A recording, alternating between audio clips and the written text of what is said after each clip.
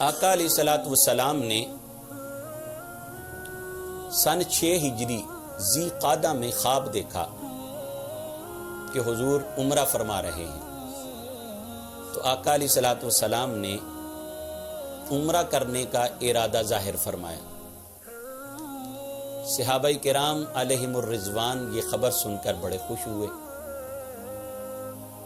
تو یکم ذی قعدہ سن 6 ہجری کو 1500 صحابہ کرام کے ہمراہ آقا علیہ الصلوۃ والسلام عمرہ کی ادائیگی کے لیے مکہ شریف کی طرف روانہ ہوئے۔ ذوالحلیفہ میقات پر احرام باندھا۔ حضور علیہ الصلوۃ والسلام اور مسلمانوں کے پاس قربانی کے اونٹ تھے اور مسافرانہ اسلحہ تھا، یعنی صرف تلوار تھی۔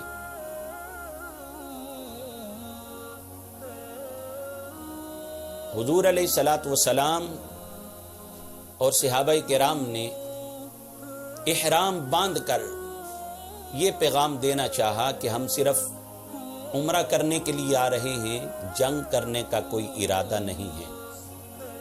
ادھر قریش مکہ کو آقا علیہ الصلوۃ والسلام اور مسلمانوں کی آمد کی خبر ہوئی، تو انہوں نے مشاورت سے یہ طے پایا کہ مسلمانوں کے نبی اور مسلمانوں کو بیت اللہ سے دور رکھا جائے، ہرگز ان کو عمرہ کرنے کی اجازت نہ دی جائے، جبکہ یہ حرمت والے مہینے تھے جن مہینوں میں عربوں کے اندر جنگ کرنا گناہ سمجھا جاتا تھا۔ دوست دشمن سارے آزادی سے عمرہ کر سکتے تھے، لیکن کفار کو یہ گوارا نہ تھا کہ مسلمان عمرہ ادا کریں۔ خالد بن ولید کی قیادت میں 200 افراد پر مشتمل ایک مسلح لشکر مسلمانوں کے راستے میں بھیجا گیا۔ مقام ذی طوا پر خالد بن ولید کی قیادت میں اس مسلح لشکر نے پڑاؤ ڈالا۔ مسلمانوں کو ظہر کی نماز ادا کرتے ہوئے دیکھا۔ رکوع اور سجود کی جب کیفیات اور حالت دیکھی تو پروگرام بنایا کہ جب یہ دوبارہ عصر کی نماز پڑھیں گے تو ہم دوران نماز ان پر حملہ کر کے ان کو قتل کر ڈالیں گے،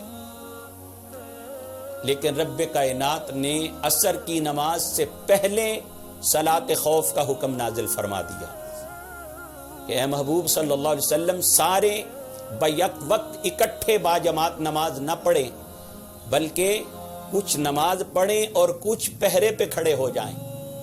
تو اس طرح کافروں کا جو یہ لشکر آیا تھا اس کا منصوبہ دھرے کا دھرا رہ گیا۔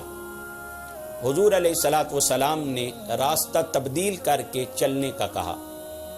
مسلسل چلتے چلتے مقام حدیبیہ پر یہ لشکر پہنچا۔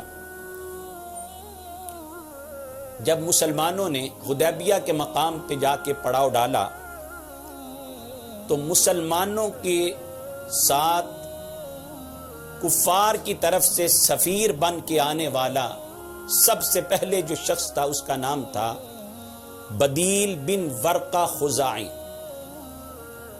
وہ حضور علیہ الصلوۃ والسلام کے پاس آیا اور قریش کی طرف سے خدشات کا اظہار کیا۔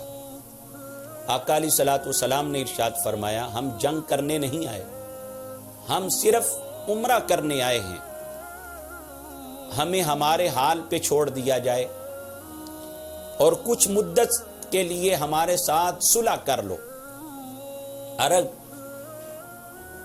لوگ اگر اسلام قبول کر لیں تو مکے کے لوگ بھی اسلام قبول کر لیں، ورنہ کچھ مدت کے بعد وہ تازہ دم ہو جائیں گے اور پھر وہ جنگ کر سکیں گے، اور میں تو اتنی دیر تک لڑتا رہوں گا جب تک میری گردن جدا نہ ہو جائے یا رب کائنات کوئی فیصلہ نافذ نہ فرما دے۔ بدیل بن ورقہ خزاعی آقا علیہ الصلوۃ والسلام کی باتوں سے جا کر قریش کو آگاہ کرتا ہے پھر ان کا ایک سفیر اور آیا، عروہ بن مسعود، وہ آقا علیہ الصلوۃ والسلام سے آ کے گفت و شنید کرتا ہے۔ اب اس نے جو یہاں پہ مناظر دیکھے، جو بات چیت ہوئی، تو اس نے جا کر قریش مکہ کو کہا میرا مشورہ تو یہ ہے کہ مسلمانوں سے لڑنے کا ارادہ ترک کر دو، ان کو ان کے حال پہ چھوڑ دو۔ وہ کہنے لگے کہ تو اتنا خائف ہو کر کیوں آیا ہے؟ عروہ بن مسعود کہنے لگا کہ میں بڑے بڑے بادشاہوں کے درباروں میں گیا، میں کیسر و کسریٰ کے درباروں میں گیا، میں آج تک کسی بادشاہ کو ان کے سپاہیوں اور ان کے ماننے والوں کو اتنی تعظیم کرتے ہوئے نہیں دیکھا ہے جتنی محمد صلی اللہ علیہ وسلم کے صحابہ کو محمد کی تعظیم کرتے ہوئے دیکھا ہے۔ کہ محمد صلی اللہ علیہ وسلم کے صحابہ اپنے نبی کے وضو کا پانی بھی زمین پر نہیں گرنے دیتے ہیں، تو جو اپنے نبی کے وضو کا پانی زمین پر گرنے نہیں دیتے، ان کے نبی کے خون کا قطرہ زمین پر گر جائے، وہ یہ کیسے گوارا کریں گے؟ تو میرا مشورہ تو یہ ہے کہ ان سے لڑائی کا ارادہ ترک کر دیا جائے۔ جب قریش کے جوانوں نے دیکھا تو کہنے لگے ہمارے بزرگ اور بوڑھے جو ہیں وہ تو صلح جوئی پہ تلے ہوئے ہیں، تو کیوں نہ راتوں رات مسلمانوں کے کیمپ پر حملہ کر کے ہنگامہ برپا کر دیا جائے تاکہ جنگ کی آگ بھڑک اٹھے۔ جب وہ نوجوان رات کے وقت مسلمانوں کے کیمپ پہ حملہ کرنے کی غرض سے آئے تو مسلمانوں کے پہرہ دار محمد بن مسلمہ اور دیگر پہرہ داروں نے ان قریشی جوانوں کو گرفتار کر کے مصطفیٰ کی بارگاہ میں پیش کر دیا۔ آقا علیہ الصلوۃ والسلام نے صلح کی خاطر سب کو معاف کرتے ہوئے آزاد کر دیا۔ اب حضور علیہ الصلوۃ والسلام نے اپنا سفیر اور نمائندہ بھیجا حضرت عثمان غنی رضی اللہ تعالی عنہ کو کہ کفار کو جا کے آگاہ کرو کہ ہمارا ارادہ صرف عمرہ کرنے کا ہے، ہم عمرہ کر کے واپس چلے جائیں گے۔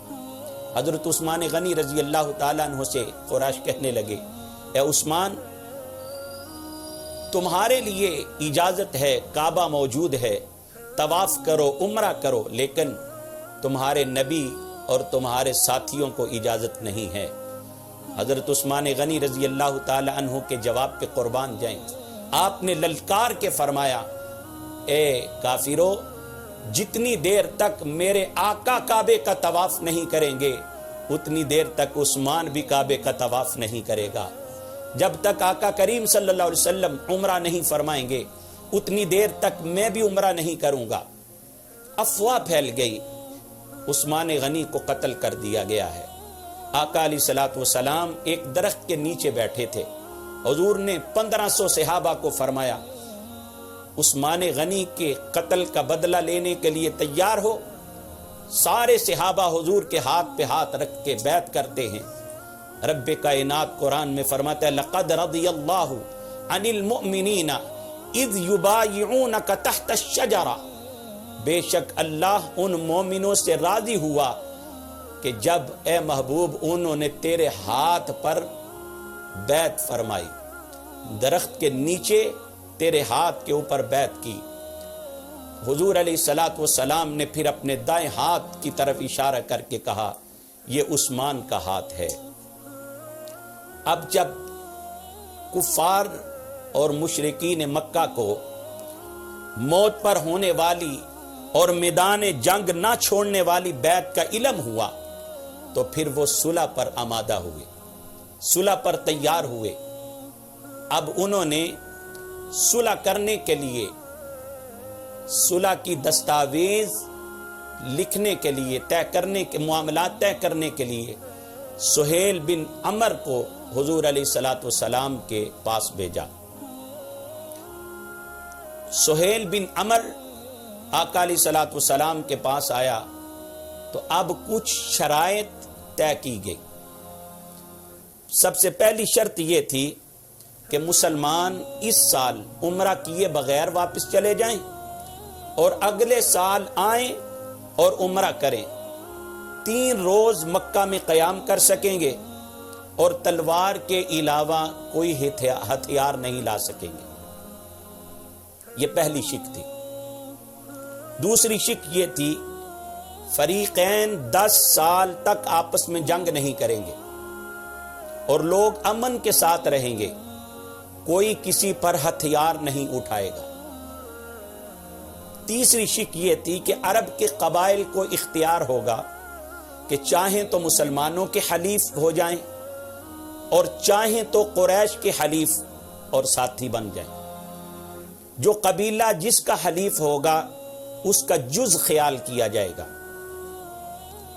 چوتھی شک یہ تھی اگر کوئی فرد بھاگ کر مکہ سے مدینہ جائے گا تو حضور صلی اللہ علیہ وسلم اسے واپس کر دیں گے، اور اگر مدینے سے کوئی بھاگ کر مکے آ گیا تو اسے واپس نہیں کیا جائے گا۔ معاہدہ کی دستاویز حضرت علی المرتضی رضی اللہ تعالی عنہ نے لکھی۔ ابھی تحریر مکمل نہ ہوئی تھی کہ سہیل بن عمر کا بیٹا ابو جندل جو مسلمان ہو چکا تھا، کفار کے تشدد کا نشانہ بن رہا تھا، وہ بیڑیاں گھسیٹتا ہوا آقا علیہ الصلوۃ والسلام کی خدمت میں حاضر ہوا۔ وہاں پہنچ کر اس نے مسلمانوں سے پناہ طلب کی۔ سہیل بن عمر نے کہا کہ معاہدہ کی روح سے آپ ابو جندل کو اپنے پاس نہیں رکھ سکتے۔ حضور علیہ السلام نے ارشاد فرمایا ابھی تحریر مکمل تو نہیں ہوئی۔ سہیل بن عمر کہنے لگا پر زبانی تو ہمارے معاملات طے ہو چکے ہیں۔ مسلمان ابو جندل کی حالت کے پیش نظر واپس کرنے کو تیار نہ تھے اور بہت جذباتی تھے، لیکن آقا علیہ الصلوۃ والسلام نے ابو جندل کو صبر کی تلقین کی اور معاہدہ کی پاسداری کرتے ہوئے واپس کر دیا۔ اب حضور علیہ الصلوۃ والسلام نے بال کٹوائے، قربانی کی، اور حضور کو دیکھ کر مسلمانوں نے بھی بال کٹوائے، قربانی پیش کی اور واپس چل دیے۔ اب اس معاہدہ میں جو شرائط تھیں ان میں سے بعض شرائط کی وجہ سے مسلمانوں کے دل میں بڑا ملال تھا۔ مسلمان بڑے رنجیدہ تھے، بڑے پریشان تھے کہ معاہدہ جھک کر کیا گیا ہے جو کہ مسلمانوں کی شکست ہے، جبکہ بصیرت رسول صلی اللہ علیہ وسلم اس میں فتح مبین دیکھ رہی تھی۔ جب یہ قافلہ معاہدہ کر کے حدیبیہ کے مقام سے عمرہ کیے بغیر واپس پلٹا تو مسلمان تو پریشان ہو رہے تھے کہ یہ معاہدہ جھک کر کیا گیا ہے، اس میں ہماری شکست ہے، لیکن رب کائنات نے سورہ فتح نازل فرمائی انا فتحنا لک فتحا مبینا، مسلمانوں کو خوشخبری دی گئی کہ یہ تمہارے لیے بڑی فتح کا پیش خیمہ ثابت ہوگی۔ صلح حدیبیہ کی ایک ایک دفعہ اور ایک ایک شک مسلمانوں کے لیے نہایت موزوں ثابت ہوئی۔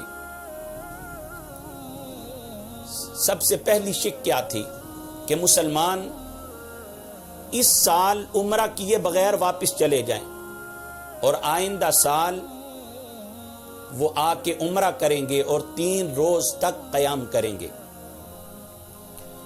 اس میں مسلمانوں کو فائدہ یہ تھا، مسلمانوں کی فتح یہ تھی کہ مسلمان جو تصور بھی نہیں کر سکتے تھے کہ ان کو پورا امن رہتے ہوئے عمرہ کرنے کی اجازت ملے گی، لیکن آقا علیہ الصلوۃ والسلام کی بصیرت دیکھیں، دور اندیشی دیکھیں کہ حضور علیہ الصلوۃ والسلام نے یہ معاہدہ کیا، کفار نے خود لکھ کر دے دیا کہ اگلے سال پر امن رہتے ہوئے آپ عمرہ کریں گے اور آپ یہاں قیام بھی کریں گے، جو کہ مسلمانوں کے لیے بہت بڑی کامیابی تھی۔ دوسری شک تھی کہ 10 سال جنگ بندی رہے گی، مسلمان قریش کی دشمنی اور حملوں سے فارغ رہیں گے، پورے جزیرہ عرب میں دعوت و جہاد کا سلسلہ شروع ہو گیا، قریش معاہدہ کی روح سے مداخلت نہیں کر سکتے تھے، لہٰذا صرف 2 سالوں میں اس قدر مسلمانوں کو فتوحات ہوئیں اور دعوت اسلام پھیلی کہ گزشتہ طویل عرصے میں اتنا فائدہ نہیں ہوا تھا۔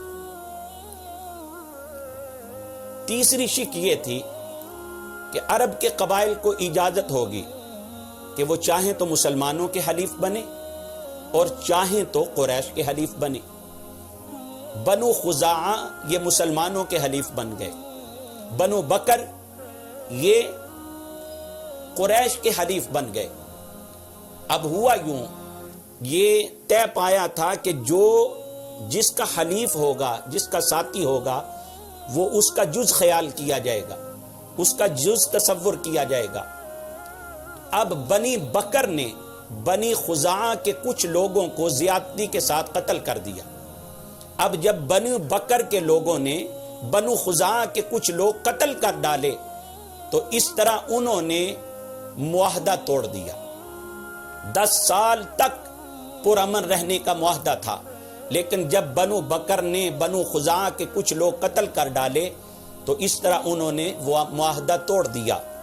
تو اب جب جنگ بندی رہی تو جنگ بندی کے باعث اسلام مکے کے علاوہ عرب میں خوب پھیلا، مسلمانوں کی قوت میں اضافہ ہوا، خیبر فتح ہوا، بہت سے قبائل نے اسلام قبول کر لیا۔